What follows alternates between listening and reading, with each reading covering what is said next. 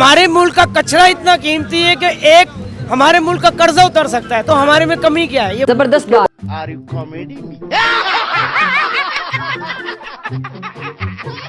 और ये इंडिया को देखें कहाँ पे चला गया, हमें देखें हम किधर हैं, हमारी तो सड़कें ही नहीं बन रही। कैसी लगी? आगे सुना दो। आपको नहीं मिले कबूतर? कबूतर की बात दूर, जहाँ तो जन्नत के टिकट मिल रहे हैं। बोलना भी हूँ क्या कर? देखिए, कोई चांद पे जा रहा है तो कोई मिसाइल बना रहा है, कोई इकोनॉमी में आगे बढ़ रहा है, कोई दुनिया की टॉप 3 लिस्ट में आ रहा है, और मुल्क पाकिस्तान आज हम इंतजार करें।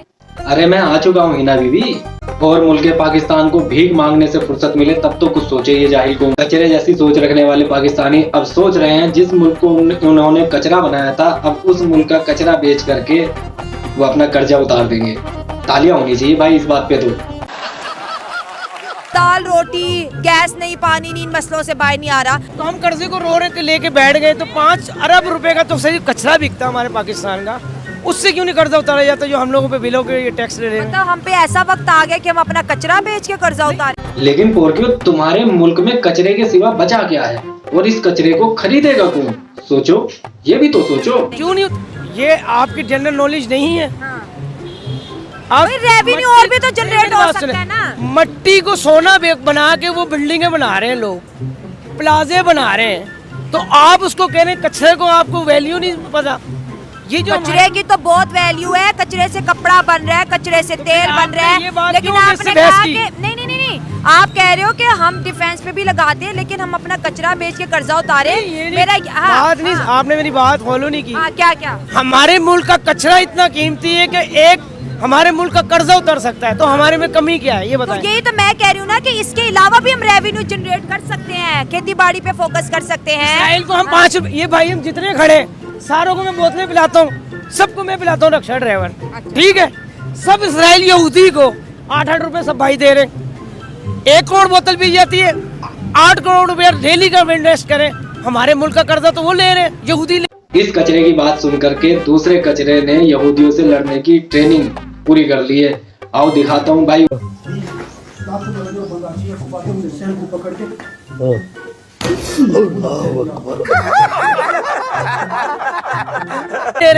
तो हम आपस में ही लड़ रहे हैं, हम आपस में मर रहे हैं। हम यहूदियों को डेली मुसलमान 8 रुपए एक मुसलमान, ये 2 भी था, 16 रुपए यहूदी को देता है। तो फिर हमारे में कमजोरी तो खुद है ना। फिर हमें अपने ब्रांड बनाने चाहिए ना, कुछ तो बनाते बुनूते तो हैं बनाने देंगे तो बनाएंगे ना, फैक्ट्री नहीं लगाते। चाइना से ये कोई डिस्ट्रीब्यूशन नहीं लेते। अब बताएं लाइट के लिए हम लोग कितने बिल, हर बंदा कल से बिल, बिजली के बिलों को ना छेड़ो, हम रो देंगे। दरअसल ये कि हमारे मुल्क का कचरा कीमती, तो हम लोग तो अपने मुल्क में दूसरों को तो आने देते हैं, हम अफगानिस्तान में जाके कारोबार क्यों नहीं करते? लेकिन पहले मैं ये जानना चाहती हूँ, भीख मांगने के सिवा और छाती पर बम बांधकर फटने के सिवा कौन सा दूसरा बिजनेस आता है? ये दूसरा मतलब और कर क्या सकते हैं, ये पूछना चाहती है ना? बिल्कुल है, कोई दो राय नहीं हो सकती। अब हमारे इसराइल पे कितना बमबारी हो रही है। क्या बोला तूने? नहीं पहले क्या बोला? चलो जाके इलाज कर।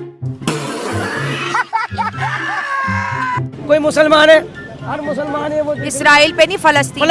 अबे जाहिल, इजराइल के साथ तो जो होना था हो गया। अब जो इजराइल हमास के साथ कर रहा है ना, नॉन स्टॉप पिलाई, और धुएं तुम्हारे उठे पड़े हैं। ये धुएं ऐसे ही उठते रहने चाहिए।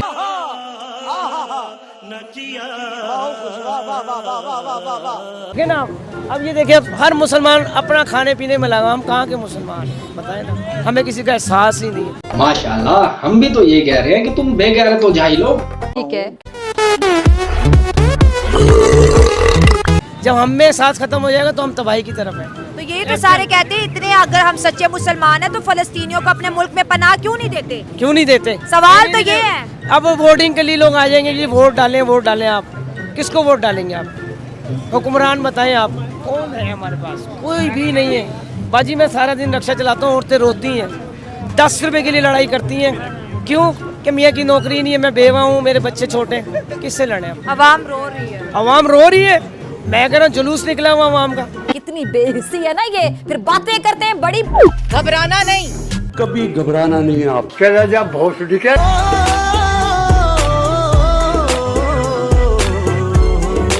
तोबा तोबा तोबा, थारा मूड खराब कर दिया।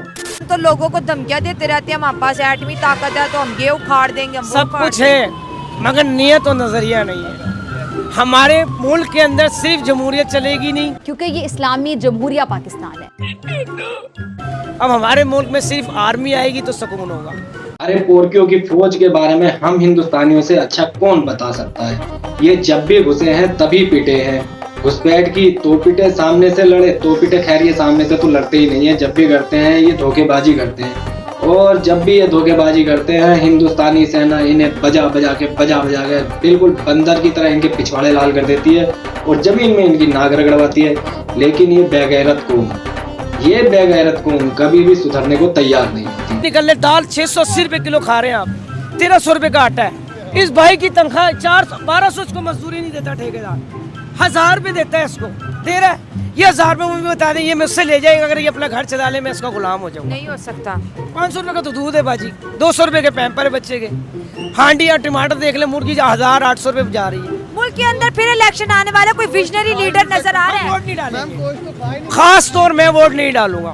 क्यों कि मेरे घर अब मैं वोट डालूंगा जिस पार्टी में ये कहेगी मुझे वोट डाल। 5 साल का राशन, 5 साल का मकान का किराया, मैं हुकूमत से एक दरखास्त करूंगा अगर तुम मुझे दोगे मैं तुम्हें वोट डालूंगा। ये मेरा पहले देखे इंडिया में भी इलेक्शन आने वाले, साथ आ रहे हैं। उनके प्राइम मिनिस्टर कहते हैं कि भाई पानी को बचाओ, अच्छी ग़िज़ाएं बच्चों को देंगे, बिजली देंगे, सस्ता फूड देंगे, बैंकिंग सिस्टम को अच्छा करेंगे। वाह मोदी जी वाह वाह। को विजन है भाई, हमें भी विजन दो ना। 25,000 टन लाहौर के अंदर दूध की खपत है, 9,000 टन दूध निकलता है मजों से, 16,000 टन कहाँ से आता है? जहर पी रही है अवाम। जिस अवाम को कहो वो अवाम पता क्या कहती है? वो कहती चल वे खी जाएगी। बच्चों को जहर दे रहे हैं, हमारी जनरेशन मर रही है, आर्टिफिशियल बच्चे मर रहे हैं। तू समझा? हाँ। नहीं तू समझा नहीं। बच्चे नहीं है,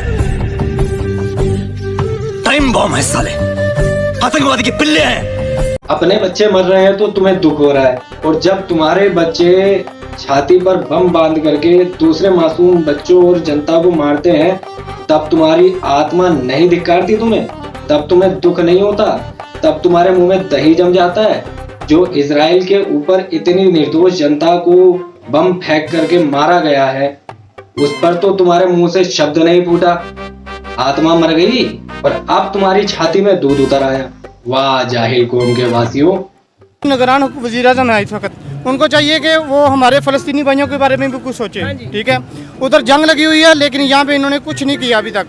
पिछले दिनों सानिया जरावाला पूरी टिकटॉक पे ये वो हर चीज़ सोशल मीडिया पे फैला हुआ है। क्रिश्चियंस पे बहुत ज़्यादा जी, वहाँ पे ये जरावाला का वाक़या, उधर जाके नवाजुल काकड़ साहब ये 20-20 लाख रुपए के चेक दे के आए हैं जिनका नुकसान हुआ था उनको, और कहा था कि ये अक़लियतों का तहफ़्फ़ुज़ हमारी अवलिन जिम्मेदारी है।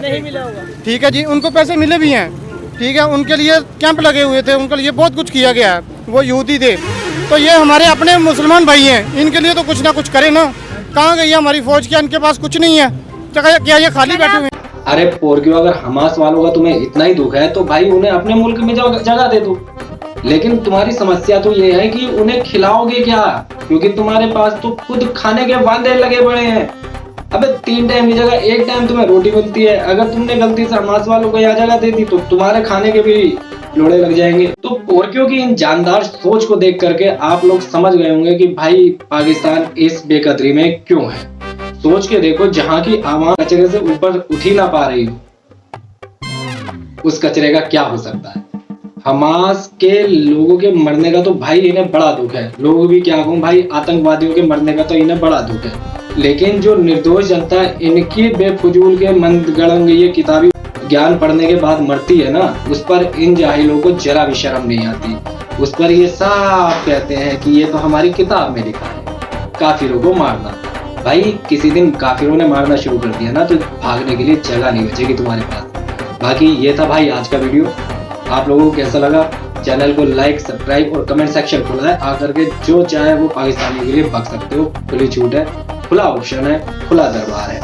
बाकी वीडियो को लाइक और सब्सक्राइब कर देना। मिलूंगा जल्दी पाकिस्तानी को रेलने वाली नेक्स्ट वीडियो लेकर के। तब तक के लिए जय श्री राम।